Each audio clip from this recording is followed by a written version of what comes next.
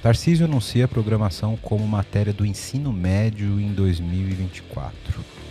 Então ela já começa a ter noção de que você tem um conjunto de instruções e você só consegue dar comando se você usar esses conjuntos de instruções. Qualquer coisa fora disso já começa a dar erro. O pessoal hoje já tem o conceito do tipo, tô aqui no Instagram, aqui navegando, aqui mexendo. Se eu ficar falando um negócio aqui perto dele, ele começa a mostrar a propaganda pra mim. Tá correndo o ano, então vai sobrar lá um mês no final do ano pro cara aprender o básico de programação pra começar a ensinar. É complexo. Mas ou o cara então vai chocar ou ele vai se encontrar mesmo, né? Pode ser que tenha mais gente se encontrando do que invadindo, que aí já descobriu que gosta um pouquinho, então ele já foi conscientemente pro curso. Muito bem, meus amigos do PPT Não Compila, estamos aqui hoje para mais um episódio e hoje nós vamos falar sobre um assunto muito relevante do ponto de vista de mercado de tecnologia, né? Vamos falar sobre educação de programação e assuntos tecnológicos no ensino médio, ensino fundamental, etc. Na escola como um todo, né? E para falar disso comigo, tem aqui dois caras. O cara que manja de educação, né? Porque eu sou só um mero profissional de tecnologia. Aqui para falar comigo desse assunto hoje está aqui professor Joaquim Pessoa Filho, professor da... ainda FCI? Mudou a sigla? FCI do Mackenzie, né? Da Universidade Mackenzie. E o professor Pedro Cacique, também da Universidade Mackenzie. Os dois são Apple Distinguished Educator. Isso é muito chique, cara. Eu não sei falar essas coisas. É tipo aquele cara que manja pra caralho da Apple, que dá aula. É isso, a tradução é essa, sabe? Dá um oi pra galera aí. Obrigado pela presença de vocês. Obrigado, Wellington, pelo convite. Vai ser um prazer falar aí sobre esse assunto que é tão importante, né? Que tá pulsando aí sobre a educação, que hoje a gente faz na universidade, né? Levar isso aí lá para o colégio, para o ensino fundamental. Para fazer as pessoas sofrer mais cedo, né? Legal.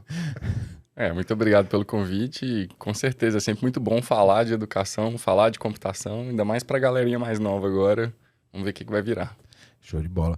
É isso aí, então acompanha com a gente o episódio está muito bacana, a gente vai falar sobre essa nova lei que leva ao ensino de programação a partir de 2024 aqui em São Paulo.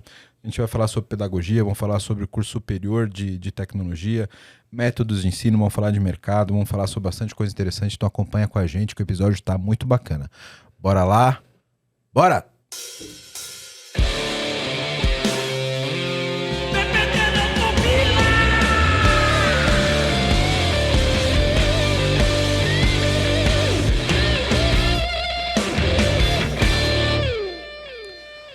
Eu vou começar com uma notícia do dia 20 de janeiro, que foi uma das notícias que motivou a trazer essa pauta aqui para o PPT. Tarcísio anuncia a programação como matéria do ensino médio em 2024. Enfim, aqui o jornalista fala que é um incentivo aí para que a gente tenha as pessoas tendo mais interesse por tecnologia, né? E tem uma grande discussão aí no meio acadêmico / jornalístico, né, de que a lógica de programação tende a ser, a partir deste momento, uma matéria como seria matemática, português, etc., que mesmo as pessoas que não são da área técnica deveriam aprender não para uma profissão específica, mas para a compreensão do mundo. Eu queria abrir com a pergunta de qual é a opinião de vocês a respeito disso. Pô, perguntar para o pessoal da computação se computação é importante. Tem só um pequeno viés. Pequeno viés só aí. Só um pouquinho. Pois é, esse é um assunto que já vem de vários anos aí atrás nessa discussão. Acredito que agora a gente está começando a ver um pouco do fruto disso, né? Eu acho que é uma boa iniciativa, mas é um desafio muito grande. Né? E o desafio ele é muito maior, não pelo conteúdo em si, mas pelas pessoas que estão envolvidas nesse processo. Então, eu vejo aí um desafio começando agora em 2023, aí, no caso de São Paulo, aí, com esse anúncio, né? Mas a gente pode falar aí da BNCC, a gente vai ver que isso já tende a ser realidade, pelo menos no papel tá bonito, parece, né? Uhum. Tende a ser realidade mais próxima agora. E é engraçado que a programação em si, ela explora vários conceitos que já são práticos na sala de aula. pensamento crítico, tomada de decisões. Então, isso tudo, teoricamente, a gente já trabalha em outras disciplinas. Em algumas escolas, já principalmente as particulares, o pessoal já está começando a incluir. Agora, a questão vai ser uma disciplina isolada, vai estar no meio de outras disciplinas, é um momento extracurricular? Acho que essa que é a discussão que tá mais, né? É isso que eu fico tentando imaginar. Tipo, o cara vai ter lá, tipo, das 7 da manhã às 8 português, aí depois das 8 ele vai ter lógica e programação, e depois vai ter, tipo, história. Vai ser, tipo, uma matéria da grade curricular, ou vai ser um conceito de apoio nas outras disciplinas, né? Porque é exatamente o que você falou, Cacique. Eu acho que o raciocínio lógico, ele apoia até o próprio raciocínio crítico, né? Bota esse moleque fazer um troubleshoot no código, ver se ele não vai pensar melhor nas asneiras que ele fala, né? Ajuda na vida, né, cara? Sim. Agora, como isso vai se construir, eu tenho uma certa dúvida eu trouxe vocês para discutir exatamente isso. Do ponto de vista pedagógico, a programação, ela não é como é que eu posso chamar? Um conceito ou um conhecimento que tem que ser construído com base em outros que talvez a pessoa ainda não tenha no ensino médio? Sim, tem um pouco disso, né, em alguns assuntos. Mas primeiro, para deixar claro, né, nós somos professores universitários, né? Então, a gente tá falando do ponto de vista aqui de quem ensina essa computação na faculdade. Nós já fizemos treinamento com o colégio, né? Inclusive, nós dois já participamos de um projeto que ensinamos programação como optativa no colégio. Então, nós temos uma experiência de contato com esses alunos, né? Mas a proposta ali é outra, né? E tem uma série de assuntos a serem abordados. E, inclusive, um dos assuntos para ensino médio é programação. Não é só o pensamento computacional. E tem hardware também. Então, você entendeu o que é um hardware de um computador, o hardware de um celular, né? Como que eu penso na criação de um aplicativo? Então, a gente tá trazendo uma série de habilidades que a gente precisa ver como que vai ser a bagagem desse aluno em outros aspectos, né? Porque não adianta nada ele saber programar e não saber escrever em português direito. Exato. Né? A gente já tem uma defasagem no ensino muito grande. O cara não sabe pôr uma vírgula no texto, mas que vai pôr um ponto e vírgula no código. Exato. A vantagem é que, como a gramática é mais simples, né? Exato. O editor vira e fala pra você, então, na linha 28, na coluna 13, está faltando um ponto e vírgula. Isso. Acho que você deveria colocar, né? Talvez. Talvez. Exato. Então, o que me preocupa um pouco são os temas, sabe? O que eu vou trazer e para quem que eu vou trazer? Ensinar programação, mas que nível de programação? E assim, para quem? Se a gente está ensinando para todo mundo, será que o pessoal que gosta de, sei lá, ir para a área jornalística, ir para a área de humanas em geral, assim, será que eles querem? Será que realmente eles precisam saber programar, né? Ou é mais a programação naquele estilo de blocos, você vai ligando blocos, né? Lógica de programação, né? Não, montar, sei lá, usar como que é aquele do Google lá, esqueci o nome dele agora. Nossa, péssimo pra isso. Que você arrasta mesmo bloquinhos. Scratch? Scratch. Isso. É do MIT. É do MIT.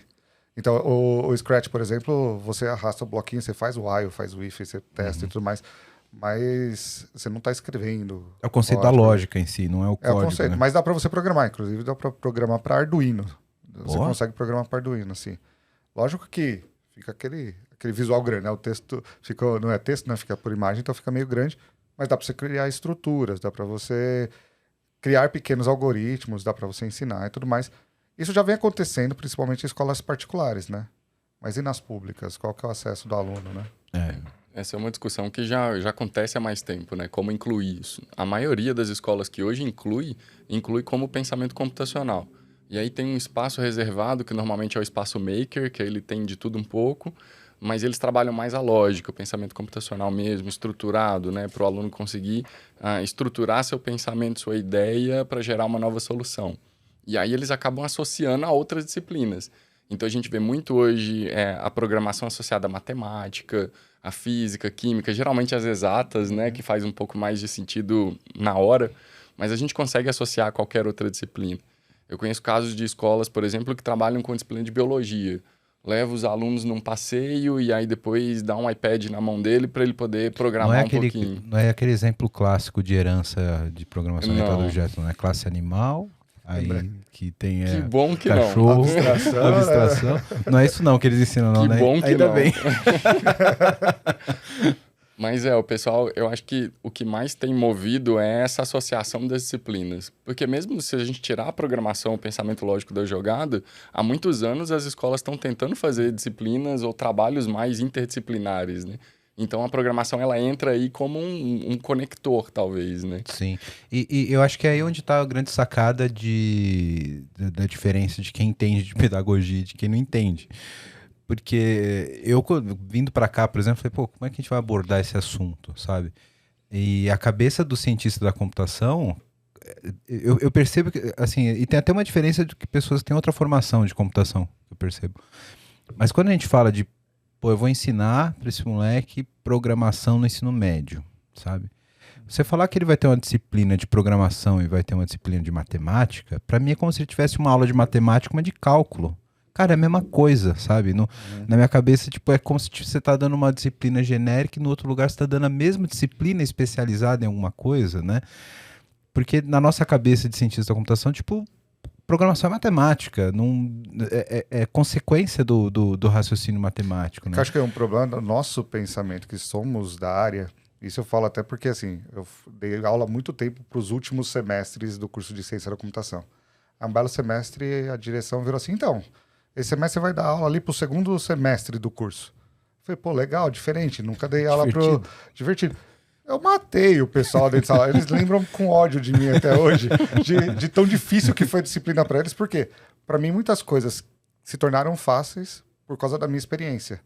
Então, hoje, a gente tem, por exemplo, você olha para uma rede neural, você começa a enxergar funções ali, você começa a ver que você está fitando dados, né? E aí você entende a quantidade de neurônios. Aí, mas vai explicar isso para um adolescente. Isso é extremamente complicado de passar para ele, porque tem você comentou do background, né? Então, esse é um assunto, por exemplo, delicado. Será que eu vou entrar nesse nível? Provavelmente não. Mas eu posso falar da IA, por exemplo, pegando as IAs que tem no mercado, pega um Midjourney, um DALL-E, um ChatGPT, falar, vamos usar isso aqui, vamos entender como que usa isso, como que eu posso usar isso no meu dia a dia, né? Não para plágio, né? Como muitos têm pensado, não para criar programas maliciosos e hackear, né? Mas na ideia de você ir ali e aprender com aquilo ser uma inspiração, ser caminho. Então tem que se pensar muito bem, tem muita coisa, né? A gente que vai para a área de computação, você entra ali na área, você não vai trabalhar a mesma coisa que o coleguinha do lado, né?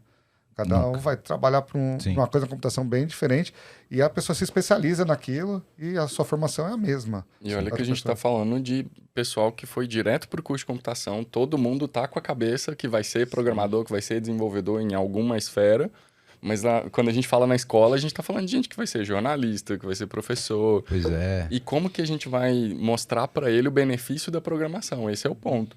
Porque o adolescente no ensino médio está na fase de experimentar, de ter alguma coisa prática. Só colocar teoria para ele também não vai funcionar. Sim. Então, fazer um experimento com o ChatGPT, por exemplo, pode despertar o interesse, né?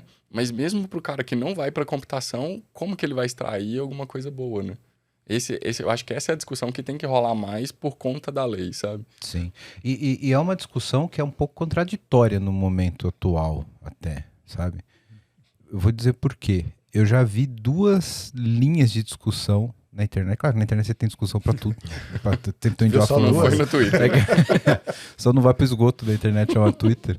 Né? Mas eu já vi discussões sérias, assim, que eu levei em consideração alguns pontos de vista, sabe?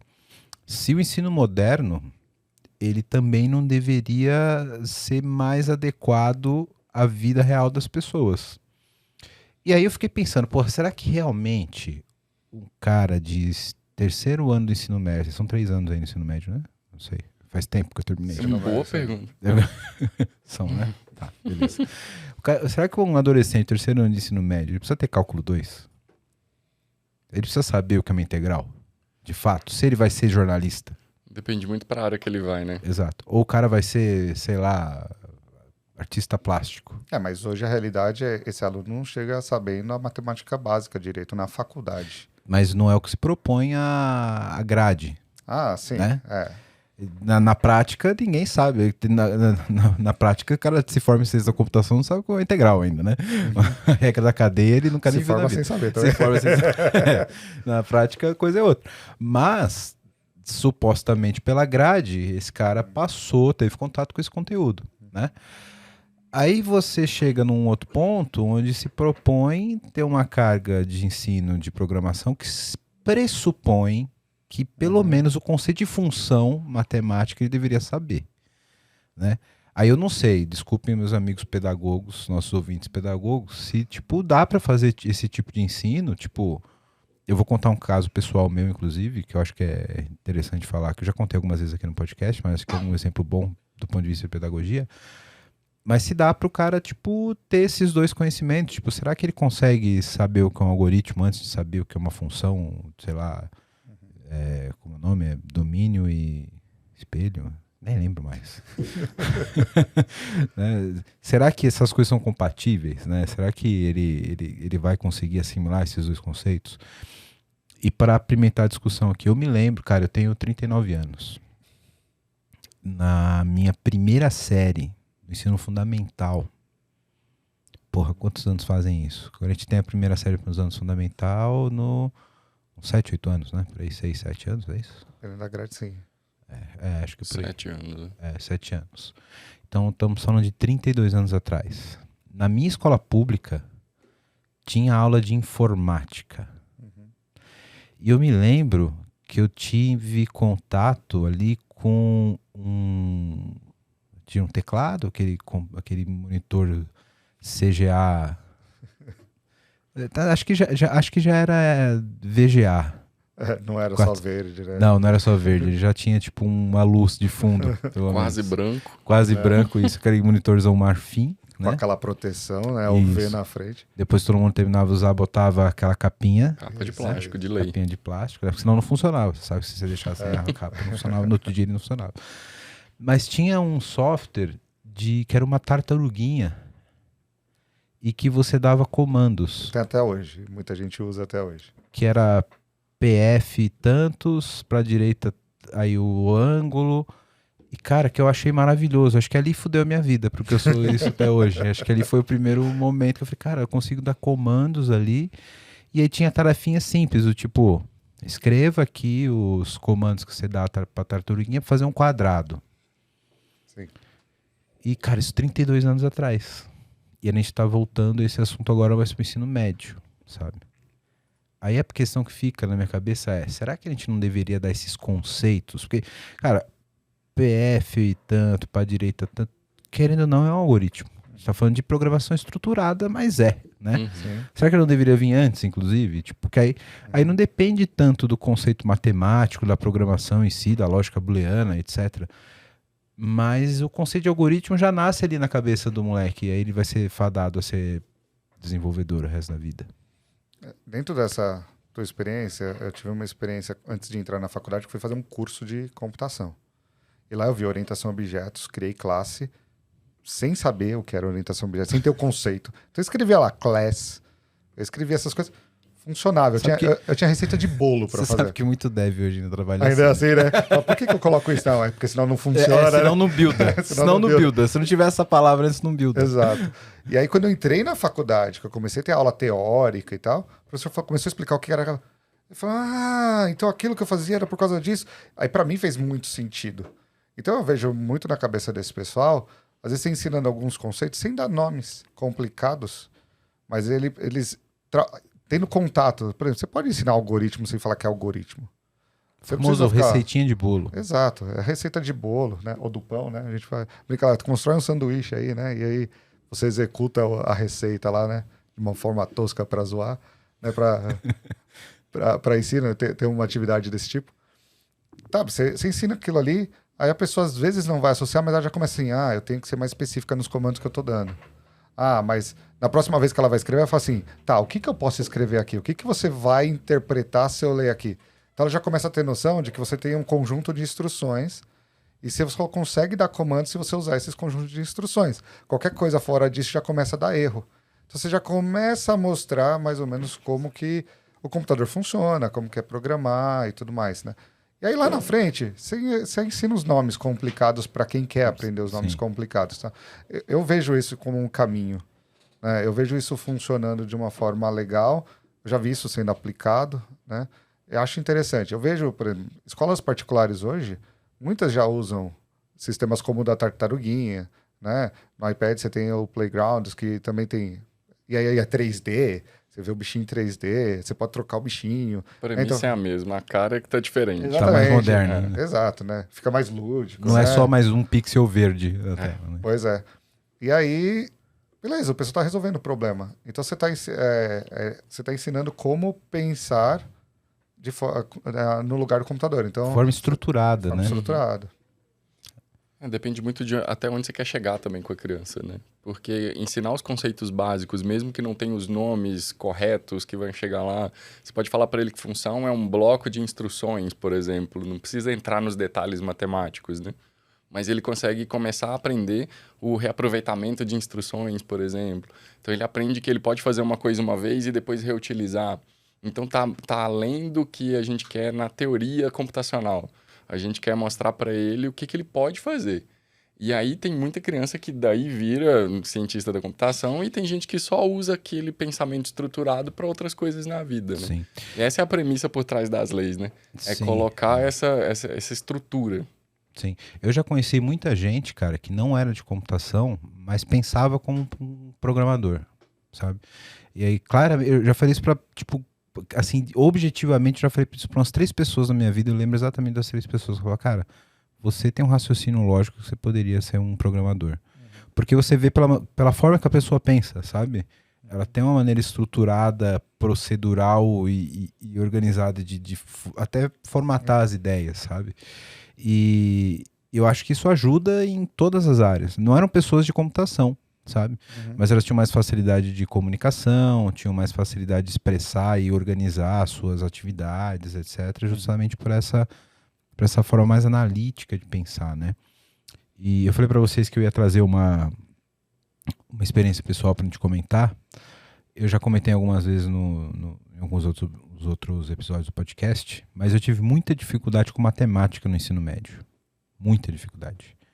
Eu fiz ETESP ali do lado da FATEC, né, ali na Tiradentes, e eu sempre vim de escola pública. E, cara, ensino de escola pública é uma piada, né? E lá o ensino era muito forte. Né? Eu tive muita dificuldade de acompanhar o primeiro, segundo, terceiro ano de matemática. Por que eu estou falando isso? Justamente para a gente falar sobre os métodos pedagógicos de ensino, né? Apesar de ter dificuldade com matemática, primeiro, eu fui reprovado no primeiro ano. Na época tinha uma gambiarra. Isso era uma gambiarra bonita, né? Da lei. Você podia postergar aquela sua reprovação, chamava progressão parcial. Tipo, você ficava devendo a matéria. Só que tipo, você podia arrastar a matéria para a sua vida, sabe? Então eu fiquei com progressão parcial de matemática no primeiro ano, no segundo ano e no terceiro ano. E aí eu precisava cumprir essas 3 progressões parciais para poder ter o diploma de ensino médio, né? E, cara, apesar de eu ter dificuldade com matemática no primeiro, segundo e terceiro ano, eu programava desde os 12 anos. Eu comecei com computação com 12 anos programando em BASIC, copiando e colando o código do help do DOS e testando no compilador BASIC do DOS 5 no XT. Então eu tinha facilidade de entender o processo de programação, mas por alguma razão, na minha cabeça, aquele f de x da aula de matemática não encontrava com aquele function. Nessa desgraça aqui. Né? Pois é. Por alguma razão, aquelas duas coisas não se encontravam, sabe? Não se encontravam na minha cabeça. Eu tinha muita dificuldade de entender. E matéria do ensino médio, basicamente, isso são funções, né? Logaritmo, etc. E aquelas duas coisas não funcionavam. Aí eu lembro até hoje, tinha um amigo que era, até hoje, acho que ele é reitor da FEI hoje. Flávio, um abraço pra ele, se estiver ouvindo a gente. Eu trabalhava na escola de computação já, ele prestava serviço para essa computação, e ele já era professor lá na FEI. Ele falou, cara, pede pra sua professora ver se você não consegue resolver esses exercícios com código. Vê se você não consegue fazer isso de uma forma diferente. E eu falei. E aí, falei, beleza. Me deram uma lista de código para fazer. E eu resolvi todos os exercícios com código. Né? Cara, aquela lista de exercícios, ela mudou uma chave na minha cabeça, que eu falei, caralho, essa função, então é isso. Porra, explodiu minha cabeça e eu virei um ser humano de exatas que achei que nunca seria. E aí fui para a área de ciência da computação, depois fui para a área de física e minha vida mudou totalmente do ponto de vista de... Então tem um quê de como as pessoas compreendem a disciplina, sabe? E eu queria muito entender isso, tipo um dia, se eu tivesse a oportunidade de falar com um neuropedagogo, se existir isso daí, que falasse, cara, por que eu tive essa facilidade para entender primeiro um código estruturado que, em tese, dependeria de eu entender o conceito matemático. Teria que ser mais difícil, né? Exato, teria que ser mais difícil. Né? Uma coisa que eu percebo, lógico que não dá para generalizar isso, mas pelo menos aqui no Brasil a gente percebe muito o pessoal põe medo na matemática já na cabeça, né? Você já entra na escola falando, matemática é difícil, hein? Nossa, matemática é difícil. E a gente tem essa questão de ficar internalizando essas coisas e a gente leva isso às vias de fato, né? A gente, tipo, é difícil. Né? E eu tive vários colegas que, tipo... teve um amigo meu, amigaço, ele virou assim, pô, eu queria fazer computação, mas tem cálculo e tal. Eu falei, cara, de boa. Você vai fazer cálculo aplicado na área que você gosta. Eu falei, estuda. As outras coisas você sabe, mais ou menos, sabe? Ele falou, sei. Então não gasta tempo estudando as outras coisas. Estuda isso agora no começo para você tirar esse seu trauma e tal. Cara, passou um semestre, a matéria que ele ia melhor era cálculo, ele ia melhor que nas outras. E ele falou, pô, acabei gostando desse negócio, é da hora e tal. Mas eu via que tinha muito na cabeça dele, tipo, não, é difícil. É difícil. É um bloqueio, né? Gera esse bloqueio. Então, eu vejo que muita gente tem essa questão. Não sei se, por exemplo, você analisando o teu caso aí, voltando lá pro seu passado, fazendo terapia aqui, né? Fazer um ponto terapêutico. Tô fazendo uma consulta aqui, pessoal. Mas, cara, o que eu me lembro é que eu tinha dificuldade de entender a estrutura da parada. Porque te dá uma forma, falar, cara, isso aqui faz assim, depois faz assim, faz assim. É muito tipo decoreba, sabe? Tipo, como você falou, cara, 5 mais 5 é 10 porque é. Entendeu? Essa dificuldade eu tenho até hoje. Eu lembro nas aulas de física, o professor, não, você tem que decorar aqui isso aí. Você fala, mas por que eu tenho que decorar? Mas sou péssimo em decorar, eu não decoro. Né? Aí na hora que eu entendia como o negócio funcionava, eu deduzia a fórmula. Eu ficava assim, eu sou meio louco, né? Eu não sou muito normal. Mas eu precisava entender o porquê. Na hora que eu entendi o porquê, aí virava a chavinha. Aí eu lembro que quando me deu aquele estalo de, cara, f de x, o x é a variável de entrada. Parâmetro. Caralho, velho. Então é isso. Então, tipo, o que tá do igual pra frente é um algoritmo que vai... O resultado é o output da função. Cara, essa estrutura de, tipo, procedural que a matemática não dá, porque a matemática ela é descritiva, né? E aí quando você leva isso para um código estruturado, que você percebe procedimentos, laços, etc., cara, aquilo transformou a minha vida. E, tipo, cara, era alguém ter a pedagogia de explicar, cara, é assim, ó, esse X que entra Mas é uma aqui... pergunta, mas seu professor será que sabia disso? Cara, não sei. Porque é um problema que eu vejo hoje muito na formação. E não é incompetência dos professores, é como a gente é formado, né? Como a preocupação do que a gente tem, o que é importante. Pô, sempre foi ensinado desse jeito, né? Parece físico, né? Você fez assim, funcionou comigo, vou fazer com todo mundo, né? Funciona assim, foda-se. Não é assim. Eu sofri para aprender, agora eu vou fazer doer para ensinar. Exato. Com certeza, muita gente aprende a matemática bem do jeito que é ensinado. Mas pessoas como você, como eu, têm uma dificuldade para ali e falar, ih, caramba, não estou entendendo isso daqui. Sim. Se tivesse alguém que tivesse explicado de uma forma um pouco diferente e tal, mas será que essa pessoa também já viu esse tipo de pensamento, já fez essa relação? Né? Eu acredito até que muito de trazer a tecnologia para a sala de aula hoje é até por conta disso. Já que o computador está no dia a dia, essas coisas a gente já está envolvido nisso, né? Como que a gente consegue pensar? Né? O pessoal hoje já tem o conceito do tipo, tô aqui no Instagram, aqui navegando, aqui mexendo. Se eu ficar falando um negócio aqui perto dele, ele começa a mostrar a propaganda para mim. Pô, então tem alguma coisa inteligente que... será que ele pega pela frequência? Então as pessoas começam a pensar formas de que... Como será que esse negócio funciona por trás? Porque ninguém conta exatamente como é, né? Aquilo é uma caixa preta, né? E é justamente por conta dessas diferentes experiências de aprendizado que o ensino médio mudou muito nesses últimos anos. Obviamente ainda não estamos num estado legal que deveria estar, mas a proposta é justamente dar chances diferentes para as pessoas diferentes, né? E aí a computação também entra aí, né? Porque ela é um caminho, é um dos caminhos que a gente tem. Mas o Joaquim falando da questão de preparação dos professores também, né?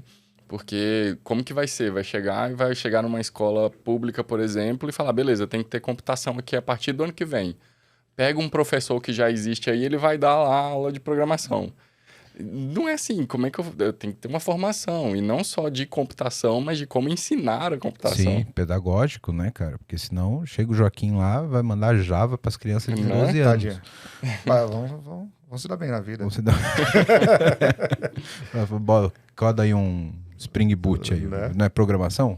Exatamente, né? H2 aí, põe essa memória aí. Sobe um main cache aí, eu quero um microserviço para amanhã. Junto com a redação de português. Exato.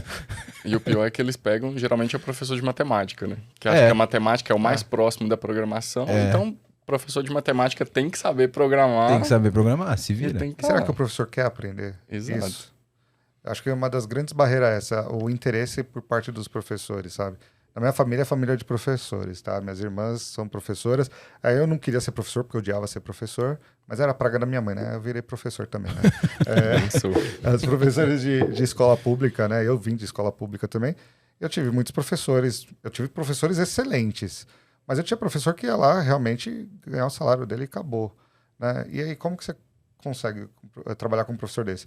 Numa rede particular, né? Ainda tem aquela pressão, putz, se eu não me atualizar, vou perder meu emprego e tal, né? Aí você vai para a rede pública, tem estabilidade, né? E então você começa a ver algumas pessoas, tipo, eu não quero. Então existe uma barreira de entrada, né? E aí como que a gente vence isso?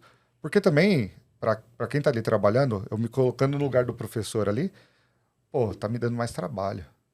Eu já tô com as minhas aulinhas aqui pronta, eu já sei ensinar isso aqui funciona. Ó, tem um monte de aluno que elogia a minha aula. Tem aquela prova que eu dou há 10 anos, ela sempre funciona. Exato. E sempre foi assim, não é por conta da computação. Sempre foi. A maioria dos professores, quando já tem a estabilidade, prefere continuar como tá. Essa é uma barreira que a gente vê quando a gente trabalha com formação de professores. Não, você pode usar um PowerPoint. Além do PowerPoint, você pode usar uma outra ferramenta. Usa um Kahoot na aula, por exemplo. Mas o professor, às vezes, fica com aquele receio. Ah, não vou dar conta. Professor que não sabe ligar o projetor. É nessa mesma linha, né?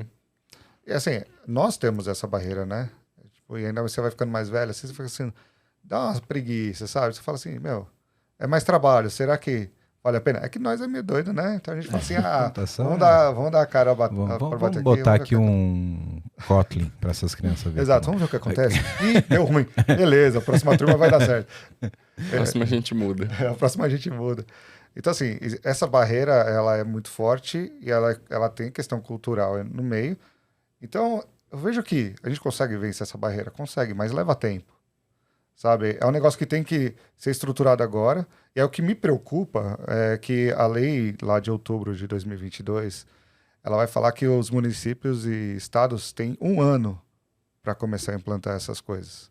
É porque, é meio a toque de caixa. Segundo a notícia, começa em 2024, então a lei de 2022 dá 2023 para as escolas se adaptarem. Exato. E aí diz que o governo federal vai dar verba para você treinar professores, para você criar material e tudo mais. No papel é lindo. Infraestrutura também, né? Porque tem escola também que até o Wi-Fi, por exemplo, já é difícil. Você imagina montar um laboratório ou trazer isso para a sala de aula. Na escola do bairro, que o pessoal rouba.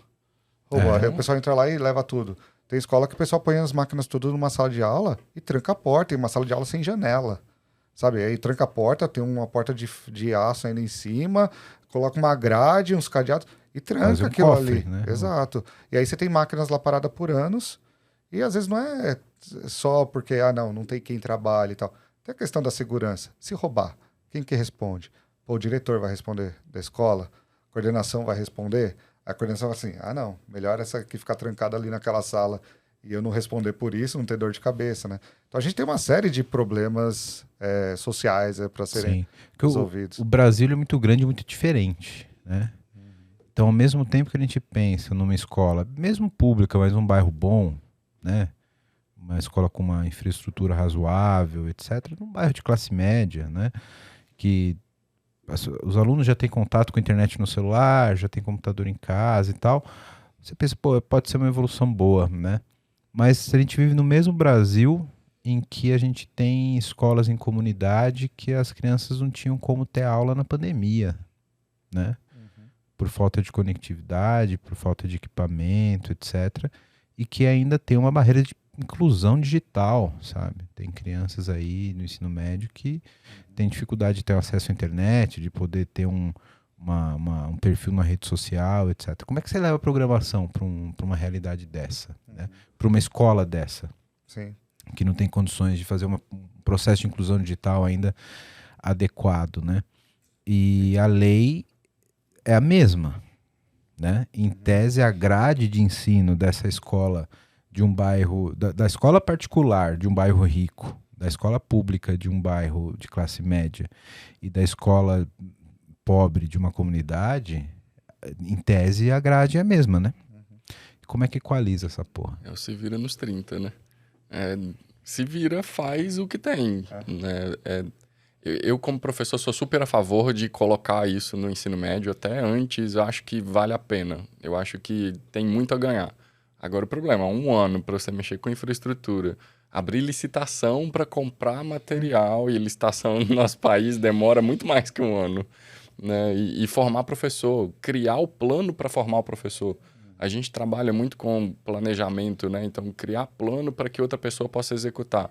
Quem vai fazer isso ainda? Tá correndo no ano. Então, vai sobrar lá 1 mês no final do ano para o cara aprender o básico de programação para começar a ensinar. É complexo. É complexo. E eu fico imaginando também a continuidade disso, né? Porque se a gente está falando do ensino médio como um todo, você vai ensinar o cara aí fiel durante 3 anos?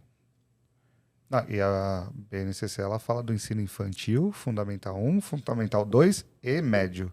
Então, isso começa lá no infantil. Para chegar no ensino médio, o cara tá fazendo o microserviço em Java já, então. Exato. Não precisa nem ir para a faculdade Não depois de computação. faculdade, 5 anos, meu. Exato. E aí você tem outras questões, né? O pessoal que estuda aí psicologia, né? Pedagogia, que fala assim, olha, dar celular para criança na sala de aula não é saudável. Então, Tempo de tela, né? Então, tempo de tela. Então, você tem que levar isso em consideração, você tem que analisar esses fatos. Como que isso está sendo considerado, né? 1 ano parece muito tempo, né? E assim, vamos ser realistas, dá para executar alguma coisa em 1 ano sem computador? Dá. A gente pode trabalhar pensamento computacional, fazer atividades desplugadas, que são bastante ricas, né? Então, são atividades que você vai ajudar a criança ou adolescente a desenvolver o pensamento computacional e você não está usando nada de tecnologia. Sim, beleza. Dá para ensinar um if ou else na lousa. Só que você vai ficar do ensino infantil ao ensino médio desta forma, né? O que você falou, você vai ter uma escola nessa situação e você vai ter uma outra escola numa situação totalmente diferente. Uma escola está lá com computador, os alunos aprendem tudo no máximo, assim, de tecnologia e tal. E na outra escola o pessoal ali fazendo só atividade desplugada porque não consegue ter um computador para compartilhar, às vezes. Além de preparar todo o cronograma, né, do que vai ser feito com a criança, com o adolescente, né, para que faça sentido também a evolução, e não aquela evolução absurda, mas uma evolução constante, né? Acho que esse é o principal ponto. Como que eu vou equalizar isso, né? Como que eu vou dizer, a escola que não tem um laboratório, como que ela vai fazer isso? É possível? Mas a gente sabe disso porque a gente já trabalha com isso há mais tempo. Para a pessoa que vai chegar lá agora. E aí, quem vai montar esse plano? Quem vai sentar com as escolas e vai falar, olha, vai começar aqui com só a estrutura condicional, vai chegar no conceito de função, acabou. Depois orientação a objeto, depois lógica, para outros paradigmas. Como é que você faz isso? Né? Então, com treinamento é possível. Eu acredito que é possível. O problema é a burocracia que a gente tem atrás. Como é que faz isso de forma igualitária, né? Tem uma capacitação, no mínimo, dentro de um range razoável, né? Eu acredito que a gente tem que começar, independente de não estar igual, porque senão a gente não começa. Tem que ter um projeto aquela piloto. escola ali não tem condições de fazer, então essa que tem condições não vai fazer. Não, acho que a gente precisa executar, precisa ter um projeto piloto, a gente precisa entender o que funciona. Pô, a gente é de computação, né? Você vai lá, testa o caso aqui, funciona o rollout. né? Ou, funcionou aqui, tá, beleza, mas numa condição dá para cortar isso, dá para cortar aquilo e tal. Então, em escolas dessa situação, a gente roda isso, então, assim, a gente faz experimentos, né? Isso precisa de uma atenção, de uma gestão muito grande. Se você vai trabalhar com certeza. Com cenários diferentes, para realidades diferentes, cara, isso dá um trabalho de gestão absurdo. E uma equipe multidisciplinar também. Não é só a gente da computação que tem que atuar ali, não. Porque tem que entender o plano de ensino das outras disciplinas para ver onde encaixa.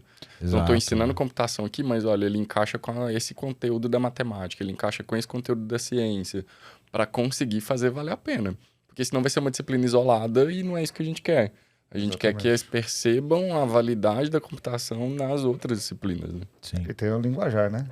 Qual tipo de linguagem que eu vou usar no ensino infantil? Eu não tenho noção, entendeu? Eu vou chegar lá para criança. Eu gosto de brincar com criança e tudo mais, né? Mas eu gosto de brincar com criança, né? Então, chegar numa sala de aula é outra história, entendeu? Barreira de idioma, a maior parte da computação é em inglês. Verdade. Né? Então, trazer isso para a criança onde ela ainda aprendeu a falar good morning, the books on the table, sabe fazer isso. Como é que você ensina? Quero falar com você agora que ainda não conhece a Clever. Clever é uma empresa que já tem mais de 3 milhões de usuários em 30 países com 30 idiomas diferentes, que tem trazido soluções em blockchain, criptomoedas e ativos digitais. O objetivo da Clever é te dar liberdade financeira para operar nesse mercado de cripto. Então, se você acredita nisso, se você acredita nessa liberdade, você já pensa como a Clever, vai conhecer os caras, é clever.io. Estão contratando também pessoal para trabalhar com cripto, com blockchain. Então, se você tem interesse, se você tem conhecimento nessa área, procura a Clever. Se você gosta de criptomoedas, se você opera no mercado, você precisa conhecer a Clever, precisa conhecer as soluções da Clever. Então, o endereço está aqui embaixo no vídeo. Para quem não está no YouTube, é clever.io. Vai lá, vai conhecer, que realmente é um mercado sensacional.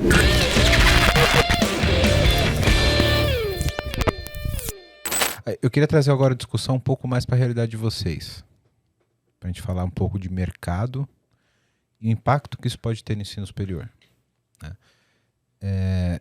Eu vou dar primeiro o meu testemunho aqui de mercado, né? Como profissional da área que contrata uma quantidade razoável aí de pessoas, algumas delas recém-formadas. Eu percebo ainda um gap muito grande de formação das pessoas que estão recém-formadas, principalmente, e aí eu sou um pouco chato nisso, de conceitos. Né? A gente vê muito produtor de código, né? Mas pouco programador. Para mim são categorias completamente diferentes. O cara que sabe escrever um código para fazer uma coisa, o cara que entende o que está fazendo, que sabe o conceito por trás daquilo. Né? Então, acho que o mercado de tecnologia hoje ainda tem um gap muito grande de qualidade de formação das pessoas. Sabe? Tanto para o lado da instrumentação, quanto do lado da compreensão da coisa. Sabe? Então, acho que por isso que a gente tem um gap de profissionais ainda muito grande. Né? E eu queria ver a visão de vocês sobre como as pessoas estão chegando na faculdade. O cara lá do primeiro semestre, ele vem muito cru de conceitos matemáticos, de computação. Sempre tem um hackerzinho gênio que já chega falando que vai hackear o sistema da faculdade, que sabe tudo e que enfrenta o professor. Sempre tem, eu sei que tem. Tem aquele cara que tem um pouco mais de dificuldade e tal, mas na média, como que é o perfil do aluno de computação médio hoje, na visão de vocês? E como que uma iniciativa como essa poderia impactar o cara que chega para o cara, pô, não, eu estudei isso aqui no ensino médio e agora eu sei que eu quero seguir a carreira de computação. Porque para as outras profissões isso é mais comum, né? O cara, ele fez redação no ensino médio, ele chega aqui e falou, pô, eu descobri que eu quero ser jornalista. Né? Eu gostava de matemática e agora eu tô aqui para fazer engenharia. Mas na computação o cara vai meio que porque ele quer falar no MSN, tá ligado? Na nossa época era isso, o cara queria ficar no MSN, o cara queria ficar quer fazer jogo, né? E qual que é a opinião de vocês sobre isso? Ganhar dinheiro, né? Uma área que dá dinheiro. Sempre assim, né? Profissão do futuro. Exato. A gente está num contexto bem privilegiado, né? A universidade que a gente trabalha, ela recebe muito aluno de escola particular, na grande maioria. Temos uma diversidade grande, mas na grande maioria. Então, a gente tem um universo aí de alunos que chega com um conceito um pouco mais bem trabalhado. Mas ainda assim a gente recebe muitos alunos que estão com falha com a matemática e tudo. Aí depende muito da universidade como que ela vai tratar isso, né? No nosso caso, a gente tem suporte para o aluno, tem cursos paralelos ali de matemática que consegue e tal. Mas não são todos os lugares assim, né? E também não estou romantizando também os alunos que estão chegando para a gente, porque tem muita gente ainda com falha no conceito. Eu imagino que tendo antes... É igual a gente estava falando, né? Vai ensinar desde o começo, vai chegar lá programando, né, o novo Facebook antes de chegar na faculdade. Eu não acho que vai chegar nesse ponto, mas vai facilitar muito para que ele entenda o conceito correto ou para que ele aprenda a nomenclatura correta e ali vai começar a evoluir. É como se ele tivesse feito um cursinho antes, né, de entrar na faculdade. E aí já aprendeu muita coisa antes de entrar. Então, eu imagino que pode ajudar. Eu consigo ver muito com bons olhos, eu estou bem otimista com isso, né? Apesar de ver as dificuldades, mas espero que melhore, né? Espero que melhore. Eu também espero que melhore.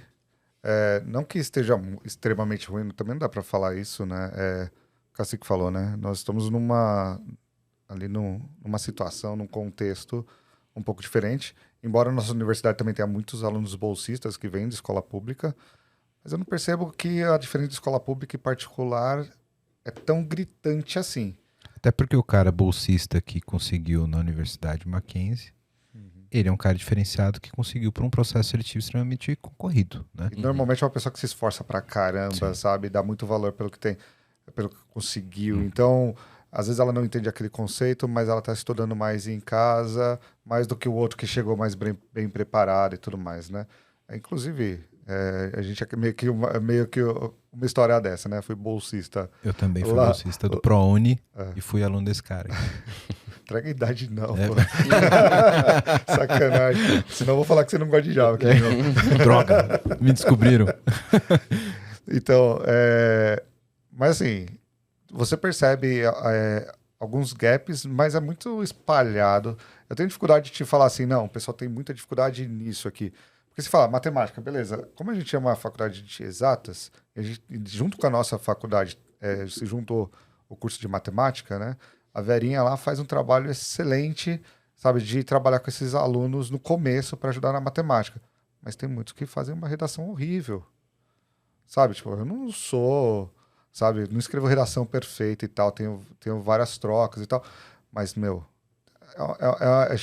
chega um absurdo de gente que tem vergonha de escrever, sabe? Se ela vai te escrever, ela fala, não, depois eu te mando uma mensagem, porque ela consegue jogar no Google para ver se a palavra tá certa, não sei o quê. Aí você fala, gente, que dificuldade.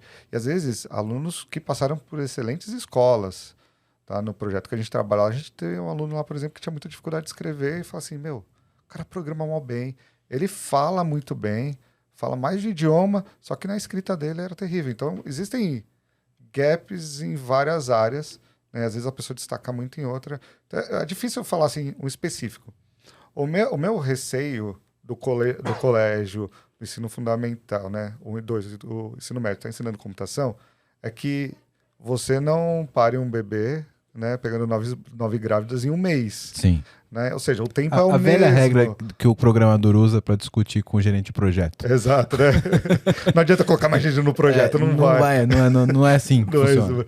Então, você tem o mesmo tempo ali de formação. Tá, tem agora o ensino integral.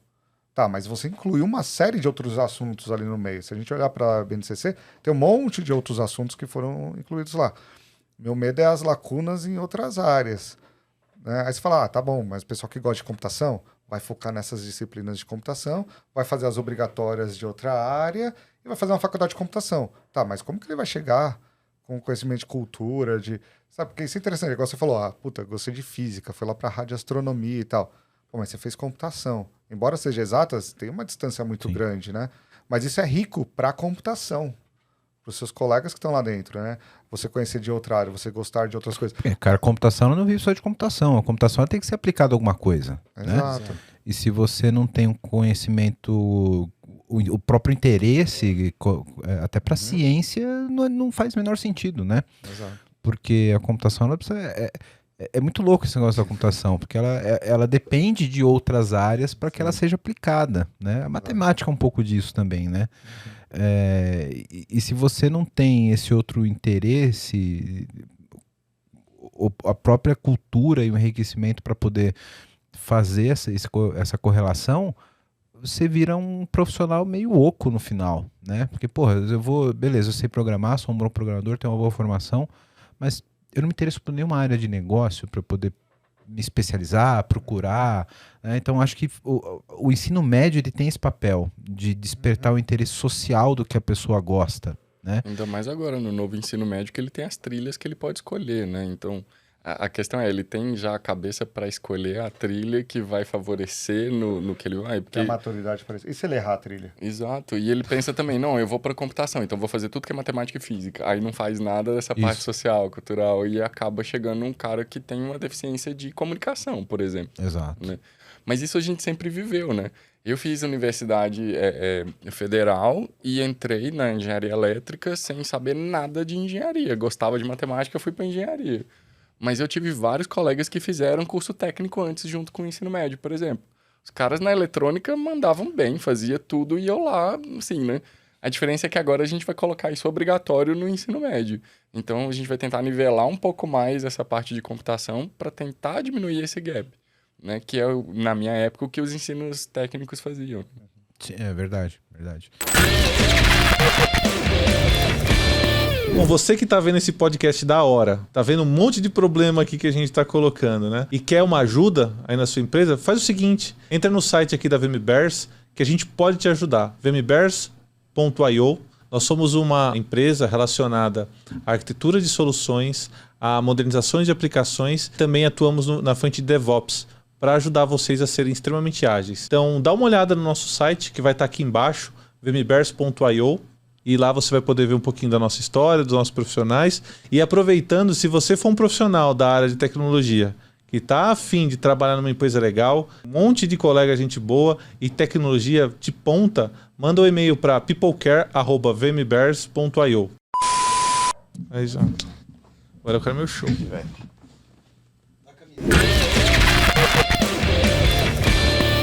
A nossa área, ela tem um pouco desse viés de, tipo... O cara, ele é nerd, ele sabe fazer cálculo, computação e não adianta falar com o cara de arte, né?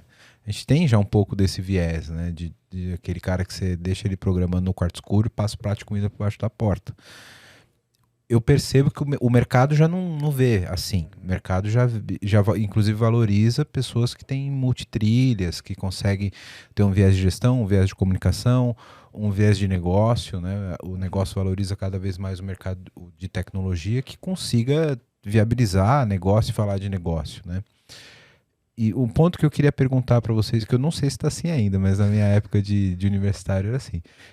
Existia classicamente uma evasão muito grande no primeiro ano dos cursos de computação, né? Especialmente ciência da computação, né? Sistemas acho que nem tanto, né? Porque tem ali uma válvula de escape ali meio que de administração e tal pra galera se sustentar, né?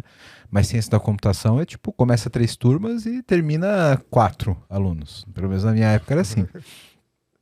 Vocês acham que essa base inicial ali pode ajudar nisso? Tipo, o cara já sabe mais ou menos onde ele tá pisando, ele já tá meio que pré-selecionado ali. Tem muita gente que chega ainda de gaiato no curso de ciência da computação achando que vai fazer jogo, ficar milionário, virar o Bill Gates só ali mandando e-mail, não? Acho que tem ainda galera que pensa assim. Chega lá de paraquedas, né? Com certeza. Aí chega e encontra a primeira aula de cálculo. Tem o pessoal que chega assim e fala assim, o que eu tô fazendo aqui? Os pais obrigaram, sabe? Tipo, não, essa área que dá dinheiro, vem pelos motivos errados. Alguns acabam se ajustando e gostando, outros só espanam e saem, né? Mas é isso aí, no começo do curso acontece muita evasão ainda, né? Assim, na nossa realidade, né, no Mackenzie a gente sempre teve um número de evasão um pouco menor do que a média, né? Mas é uma preocupação da universidade. Porque uma coisa é você estar evadindo porque, sei lá, financeiro, né? Uhum. Tá caro a faculdade, a família teve um problema financeiro e tal. E aí você tenta arrumar alguns caminhos para ajudar esse aluno, né? Agora o aluno que entra e fala assim, não, odiei os professores, né? Pô, eu tenho um problema estrutural dentro, né? Então, É o que é errado, né? os Porque, meus na verdade, funcionários estão assustando as pessoas. o cara né? odiou o conteúdo, o negócio, não o professor, né? Então, aí tem que vai. É o conteúdo, é o professor, né? Tem seres humanos, né? Seres humanos, Eu tive professores que eu odiei, sabe? Eu olhar assim e falar assim, tá. Passou na minha vida. Teve um cara na minha vida que me ensinou Java. Esse cara não presta, né? Te lançou uma Tá, praga, não. né? O cara me ensinou RMI. Eu tô RMI, traumatizado até exato. hoje. Mas, pô, Nossa. Faz tempo. faz hein? tempo, hein? Pelo Faz tempo. amor. A gente tem feito um trabalho muito grande de renovação das práticas de ensino, né? Então, possivelmente, nos seus primeiros semestres, você aprendeu classe e objeto fazendo carro. Aí o carro podia ser um Gol, ou podia, né? Isso, classe objeto, classe carro. Mas Classe o do animal aplicado à biologia é sensacional. Esse é insuperável. Fazia uma conta num banco, ou fazia uma biblioteca. Eram sempre os mesmos exemplos que não tinham nada a ver com a realidade do aluno. Hoje as práticas estão mudando um pouco para a gente trazer a realidade. Então, por exemplo, a gente dá aula da disciplina de web. O cara vai ter que fazer um projeto no final, mas o projeto não é um site que eu estou determinando o que ele vai fazer. Eu estou determinando os pré-requisitos e ele vai ter que colocar no contexto. Então, se o pai dele tem uma concessionária, ele vai fazer o site para a concessionária do pai dele. Esse tipo de coisa ajuda muito a gente manter o aluno. Sim. Mas pensando se ele vem já com algum conhecimento, aí eu acho que de duas uma. Ou ele vai chocar com um professor mais tradicional e aí vai evadir por conta disso, porque ele já conhece um pouco e o professor está querendo ensinar um negócio que é datado. Mas esse caso já existe, né? Já Na existe. computação tem muito autodidata, já chega os gêniozinhos lá que quer enfrentar o professor, né? Tem, mas eu acho que em comparação, igual o Cacique tá falando, o pessoal já vem do colégio, acho que uma ideia de tipo, eu manjo. Ele vai vir oficialmente sabendo, Oficialmente. porque tá no ensino médio, entendeu? Entendi. Isso pode ser preocupante mesmo, como o professor vai lidar com isso e como o aluno vai lidar com isso, né? Taca Java no meu semestre, velho.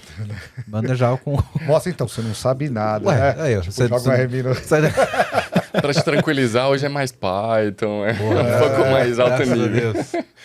Mas ou o cara, então, vai chocar ou ele vai se encontrar mesmo, né? Pode ser que que tenha mais gente se encontrando do que invadindo. Sim. Porque aí já descobriu que gosta um pouquinho, então ele já foi conscientemente pro curso. Sim. Porque eu lembro, cara, que eu tinha muita dificuldade na minha época de ciência da computação, porque eu entrei velho, né? Tanto que a gente tem a mesma idade, foi meu professor.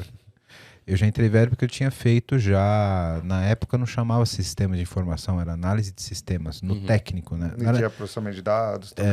Isso. Não, você não é dessa época, eu tô te zoando. Droga. Então era...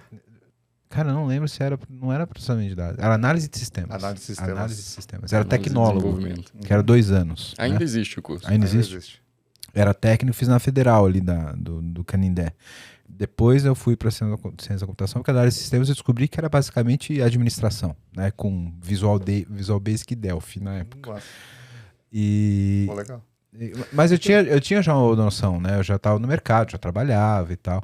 E, cara, é muito foda para quem tá num curso carregar o fardo de, por exemplo, eu já desenvolvia, já trabalhava. E eu tinha que estar 7h30 da manhã numa aula de banco de dados para aprender as 3 regras formais. Uhum. Cara, aquilo era Consigo imaginar. Meu Deus, cara, aquilo era um fardo na minha vida. Pô, tinha aulas maravilhosas, que tipo, isso aqui eu preciso e tal, mas não era Java, tá? Tinha algumas aulas que era, tipo, porra... E eu acho que é muito legal eu ter feito o curso mais velho, porque eu me apeguei ao que realmente eu via valor no curso, sabe? Que era a parte mais conceitual da parada da computabilidade da ciência da computação, o conceito da ciência da Mas computação. você teve uma vivência e você sentiu falta disso, né? Sim. Essa é uma questão que a gente discute muito no projeto que a gente trabalha, que assim, a gente joga o aluno para sofrer um problema lá. Joga tipo, ele na fogueira. vai resolver isso aqui, né? Por exemplo, levantamento de requisitos. Não vou te dar o levantamento de requisitos. Você quer fazer um sistema para a área de saúde? Vai lá, fala com o Wellington lá e vê uma ideia de projeto e conversa com ele. Quem é o Wellington? Tá aqui o telefone dele, liga lá para ele e conversa com ele. Então, mas nunca fiz uma entrevista, não sei o que é. E não dá orientação, deixa ele lá. Aí ele vai conversar com você e tal, e vai trazer. Na hora que ele começar a modelar o negócio, ele vai falar assim, mas tá faltando informação. Ih, eu não perguntei isso, eu não perguntei isso, eu não perguntei isso, eu não perguntei. Começa a ver os problemas. Na hora que eu ensinar para ele a teoria, falar assim, então, levantamento de requisitos, você tem que pensar requisitos funcionais, requisitos não funcionais. Os não funcionais você pode separar nessas categorias por causa disso. É bom você fazer perguntas desse tipo, que daí você consegue esse tipo de resposta. Na hora que ensina a técnica, ele dá valor para isso, Sim. porque ele sofreu lá. Ele Só já que viu como que como é a a gente faz vida. isso na graduação? Porque eu tô falando isso de a gente executando de um projeto, que aí o aluno fica muito mais tempo do que na sala de aula, um projeto de extensão. Agora, na graduação, tem menos tempo. Como que eu faço isso lá? Então, também tenho essa dificuldade de executar isso lá. Mas você entende que na hora que você teve o problema, você dá valor para aquilo. Então, provavelmente, muitos alunos que se formaram, ele fala assim, puta, se eu voltasse para a faculdade hoje, ia ser um saco? Ia, mas eu ia aproveitar muito mais Cara, isso, eu tenho isso, certeza que deve ter dev ali, ó, fazendo aquele troubleshooting de performance, fala, caralho, aquela aula de análise de algoritmo, como que era mesmo lá? Faltou O agora. N, o Nzão, o Nzinho, É. o Ozão, pô, tenho certeza, cara, tenho certeza. Porque o cara, tipo, ele tá vendo na prática aquela parada, tá ligado? E que é um negócio que, tipo, a gente valoriza pouco na computação, que é a referência. Até porque a gente tem pouca bibliografia e tal. Mas, porra, o advogado, quando ele pega um caso e fala, porra, na faculdade eu vi tal coisa, eu vou consultar o livro, ele pega um livro desse tamanho e ele vai buscar. Eu não sei porque a nossa área não tem muito isso. O cara vai no Stack Overflow, caralho. Entendeu? Mais fácil. É mais fácil, isso que é foda. Não, e livro também tem um complicador, né, na nossa área, né? Você vai escrever um livro, quanto tempo demora para você escrever um livro? Quanto tempo demora para passar pela edição? E quanto tempo demora para ser publicado? Né? Você pegar, fazer de React aqui agora, meu, daqui 6 meses é outra história. Já Surgiu um não- negócio diferente, aquele livro já está obsoleto, né? Tô falando de React porque a gente estava montando uma disciplina de web lá, falei, vamos pôr React aqui. Vou atrás de um livro de referência para falar para o aluno. Aí você acha o livro que tem maior número de compras e tal, você vai ver a avaliação dele super baixa, você vai ver o comentário. Ultrapassado. Você fala, mas tem Faz 6 meses que saiu. tem um ano esse livro, mano. E a maior reclamação do pessoal é, tá ultrapassado. Aí você vai ter referência aonde? Nas documentações, Sim. Que amanhã às já vezes- sai uma nova. e que às vezes é uma bagunça, algumas Ah, documentações, caralho. ou tudo em inglês, né? E aí, o que é mais fácil? Né? É mais fácil olhar a documentação e virar Wellington, então. Se eu tenho esse problema, como que eu resolvo? É mais fácil o Wellington me responder. Né? O Stack Overflow é o amiguinho. É o É o amigão amiguinho lá. do lado, não é amiguinho do Exato. lado. Pois é. Acho que teremos aí uma grande evolução e um choque aí nos próximos anos, caso de fato isso vire realidade, né? Eu, como executivo da área, eu tenho uma grande esperança de que o mercado melhore com isso, porque tá foda. É a expectativa, né? Eu acho que a gente tem que agarrar nessa, porque senão a gente vai só encontrar os problemas e o negócio não vai fluir, né? Sim, e o grande problema do mercado hoje, ele é qualitativo e quantitativo, né? Então a gente tem poucos profissionais e os que você encontra com salários altos com pouca qualificação para o que você precisa executar para aquele salário, né? E agora você está concorrendo com outros países, né? Exato. Porque E, o trabalho remoto tá pagando em dólar, é mais legal ganhar em dólar, né? cara, é uma concorrência muito desleal. Vou te falar que é uma concorrência extremamente desleal, né? Porque o cara pode trabalhar daqui e receber em euro, né? Portugal tá aí contratando brasileiro porque não tem barreira de idioma a rodo, né? Portugal, Canadá, Estados Unidos, a galera ainda vai, mas ainda tem outros mais atrativos. Pois é. Então, espero que a gente consiga, de fato, ter uma estabilidade no mercado de tecnologia, né? Porque acho que a gente tem muito potencial no mercado de tecnologia como um todo no Brasil, né? A gente teve esse boom de transformação digital.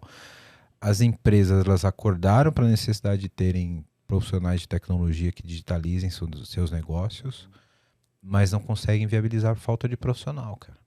E a gente passa por um fenômeno que é muito louco, porque você tem a puta de uma curva de expectativa, pô, vamos fazer transformação digital, tal, vamos fazer isso de forma digital. Aí você monta um time, muitas vezes aquém da qualificação que você precisaria, o projeto sai aquém do que você precisaria, o retorno sai aquém do que você esperava e gera uma frustração no digital e não no profissional e na equipe, sabe? Então tem um quê de frustração com a tecnologia como um todo por má execução de muito projeto, cara.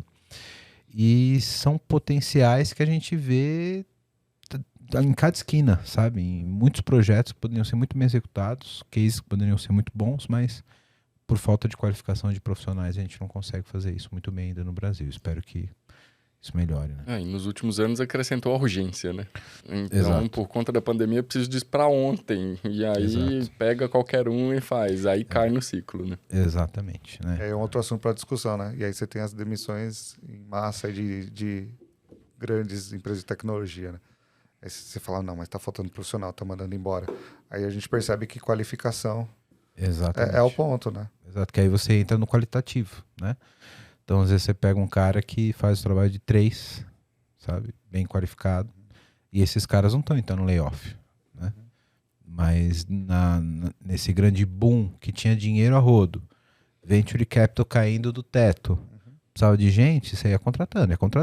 Pega mais grávida aí. Pega mais grávida, exatamente. E aí agora o mercado está se adequando, né? Pô, a gente cansou de ver cara que tinha 2 anos de formação sendo contratado como sênior.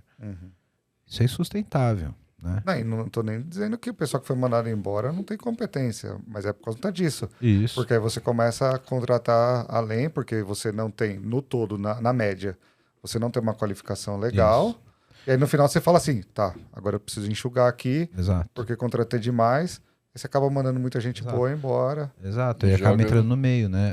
Os outliners vão na massa, né? Infelizmente. E joga a responsabilidade pra um cara júnior que não devia ser pra ele. Exatamente. Ou seja, tá tudo errado. Tá tudo errado, cara. Espero que isso ajude a gente a evoluir daqui pra frente, né? Com Então, certeza não vai ser a solução de todos os problemas, mas eu acho que a gente vai ter um bom caminho aí, chegar mais profissional interessado, pelo menos, já com uma Sim. bagagem pra aprimorar. sim. Tem um efeito a gente tá falando de curso, né, de expectativa, porque você fala assim, agora o pessoal vai ter uma ideia que é a área de computação, né? Então pode escolher a computação de uma forma mais consciente. Teve uma universidade que eu dei aula, que eles abriram um curso de jogos. Eu acho que o Cacique estava até nessa universidade na época. Primeira turma, o pessoal vinha fantasiado. O pessoal vinha fantasiado de anime. Que gosta de jogar, acho que gosta vai de jogar. fazer. E a expectativa que você via na cara dos alunos eu vim aqui para aprender a fazer jogo e jogar. E, Trouxe até o meu DualSense Edge aqui, ó. Cadê o Play meu, e é pesado pra caramba um curso de jogos, mesmo lógico. de 2 anos, assim, né? Tem muitas áreas, né? Você tem o pessoal você vai pra arte, som, a parte de programação, pode até ser simples se você pega uma Unity, Muita né, da vida. física. Sim. Mas você Física tem pra muita caralho. física, muito cálculo, né? Então, será que esse pessoal que entrou estava errado? Ou foi gerada uma expectativa errada Sim. nessas pessoas pela forma como a gente divulga? Né? Então, pessoal, tem um curso de jogos aqui. Pô, curso de jogos, nunca vi isso na minha vida. Vou lá Vou jogar. Vou virar gamer, né? Vai Vou ser virar divertido. Fazer um cosplay, vou chegar no primeiro dia de aula com o controle na mão. Exatamente. Eu vejo que isso tem na computação, lógico que não, Não no nível tão não extremo. nesse nível, mas uma galera chega assim, nossa, eu vim pra cá pra ganhar grana, vou ganhar muita grana. Mas fala, calma, amigo, primeiro você se forma. Cara, e pra você começar a ganhar grana, você rala. Tem que ralar pra caramba. Na hora que a pessoa começa a ver aquela ralação, ela se frustra. E aí você tem muita evasão. Né? Então, eu acredito que com o ensino, pelo menos isso indo para o fundamental, para o médio, você começa a jogar um pouco mais de realidade. Joga o funil mais embaixo, né? A galera começa a ter uma noção do que é de fato, né? Exato. E assim, pro lado bom e pro lado ruim, eu acho que a gente vai acabar perdendo boas pessoas, porque dependendo do professor que ela pegar ali, Ela já pode vai gerar se ranço frustrar. na área e, tipo, de repente a pessoa se daria super bem ali, mas também pode chamar gente que antes não Que pensava não pensaria, como né? uma opção, né? Mas na média eu também acho que as pessoas vão chegar um pouco mais conscientes do que é, né? Porque, tipo, eu gosto de computador, vou fazer ciência da computação. Aí, primeiro semestre, ele não vai nem no laboratório, é só matemática discreta, cálculo. Nem é mais assim por conta disso, né? Ah, menos mal. Foi minha turma que se Pra fudeu. nós, Foi exato. pra nós, entendi. Agora Legal. nem tem mais cálculo 1, 2, 3, 4, física 1, 2, 3, análise numérica, cálculo numérico. Numérica, cara. Matemática discreta ainda tem, Tem, ainda bem, né? mas reduziu muito essa carga. Por quê? Porque isso faz o aluno evadir. Porque ele já chega com conhecimento deficitário da área de matemática, mesmo que você dê um nivelamento para esse aluno, ele ainda tem um preconceito da área, e aí você vai falar para ele, não, você vai fazer 4 semestres de cálculo aí. Ele vai falar, vou fazer cálculo para quê? Então a gente aceita não ter cálculo para esse aluno poder não evadir e se focar em outras coisas. Em outras entendeu? coisas, entendi. É a mágica da pedagogia, né? Estratégias. Estratégia. Muito bem, meus amigos. Obrigado pela presença de vocês. Acho que a gente conseguiu dar um bom panorama aqui. Acho que temos um grande desafio de Estado, de governo, né? Com isso, para poder evoluir, independente do governo, de inclinação política, etc. Acho que é uma iniciativa super válida aqui para a gente poder melhorar a qualidade da educação como um todo e a qualidade do mercado como um todo, que tá foda pra caralho. Né? Então, espero que traga bons frutos aqui. Obrigado pela presença de vocês, pelo conhecimento aqui e a experiência toda de vocês de aguentar a gente na sala de aula. Todo professor, na minha opinião, é um herói, cara. Parabéns pelo trabalho de vocês. Eu que agradeço o convite, né? E estamos aí. Vamos bater papo mais sobre esses assuntos. Show de bola. Obrigado, Cacique. Obrigado, cara. Obrigadão. Vamos ver o que vira. Vamos ver. Acho que vai dar bom. Vai sim. Joaquim, obrigado, cara. Valeu. É isso. Você que acompanhou a gente até aqui, não deixa de se inscrever no canal, compartilha esse episódio aí para quem quer conhecer um pouco mais sobre essa lei de computação nas escolas a partir do ano que vem. Procura a gente no Instagram, no TikTok, no LinkedIn. O LinkedIn desses caras vai estar também aqui no episódio aqui de baixo, caso você que se interesse mais pelo assunto, queira fazer contato com eles, eles estarão à disposição também. Obrigado, valeu, até a próxima. Valeu!